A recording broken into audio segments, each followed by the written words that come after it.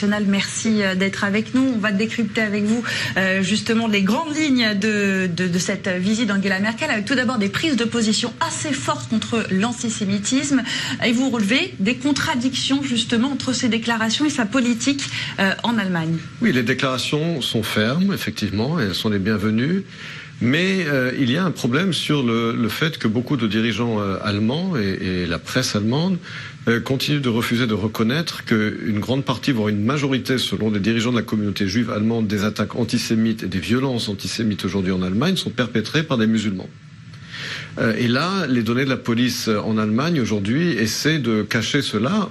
Juste un exemple, il y a eu il n'y a pas longtemps une manifestation de salafistes en Allemagne qui a été classifiée par la police comme une manifestation d'extrême droite. Pourquoi ? Parce qu'un des salafistes a fait un salut nazi. Or, c'est une façon de masquer le fait qu'il y a un antisémitisme musulman en Allemagne qui évidemment a été importé avec l'entrée des réfugiés de Syrie. Et c'est un problème auquel l'Allemagne doit faire face. Alors pour ce qui est de l'Iran, on a eu l'impression quand même qu'elle se montrait plus ferme aujourd'hui, notamment en disant qu'il faut tout faire pour que l'Iran ne se dote jamais de l'arme nucléaire. Néanmoins, c'est vrai que l'Allemagne est toujours dans la défense de l'accord de Vienne. C'est pas seulement que l'Allemagne est dans la défense de l'accord de Vienne, c'est que nous ne sommes plus aujourd'hui sous l'administration Obama. Il y a une nouvelle administration américaine depuis 2 ans. Il y a quelques mois, l'administration Trump est sortie de l'accord de Vienne et a réimposé des sanctions économiques très fortes contre le régime iranien qui vont entrer en vigueur le 5 novembre. Or, de quoi on s'aperçoit aujourd'hui, c'est que l'Union européenne, et l'Allemagne est quand même la plus grande puissance économique de l'Union européenne, a établi un mécanisme économique pour contourner les sanctions économiques américaines, pour permettre aux compagnies, aux sociétés européennes de continuer à faire des transactions financières avec l'Iran. Alors, je comprends que l'Allemagne ait des intérêts économiques en Iran. Je n'attends pas de l'Allemagne d'agir contre ses intérêts économiques. Mais ce dont on s'aperçoit aujourd'hui, c'est que quand même Angela Merkel mène la ligne d'opposition à Donald Trump sur le dossier iranien. Très clairement, 2 politiques contradictoires, celle des États-Unis et celle de l'Europe, qui est menée, il faut bien le dire, par Angela Merkel sur le plan économique.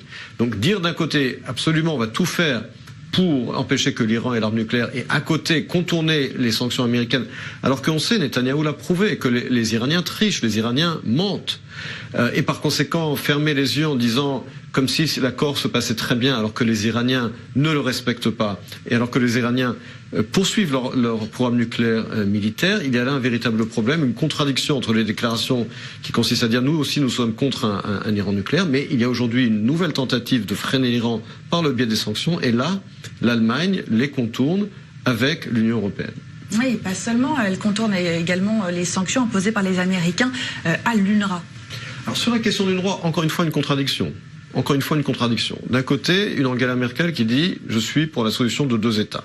Et d'un autre côté, son ministre des Affaires étrangères, du parti rival du SPD qui fait partie de la coalition, du parti social-démocrate, qui s'enorgueillit la semaine dernière que l'Allemagne ait augmenté ses contributions financières à l'UNRWA pour compenser la réduction de budget américaine. Or, c'est quoi l'UNRWA?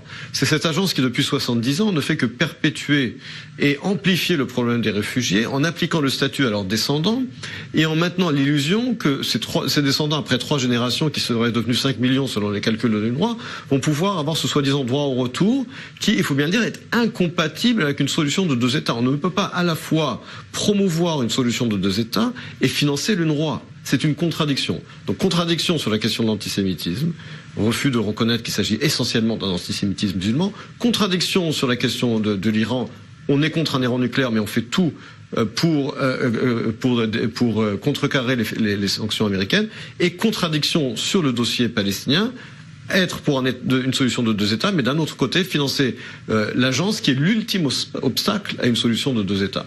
Merci beaucoup Emmanuel Navon pour toutes ces explications.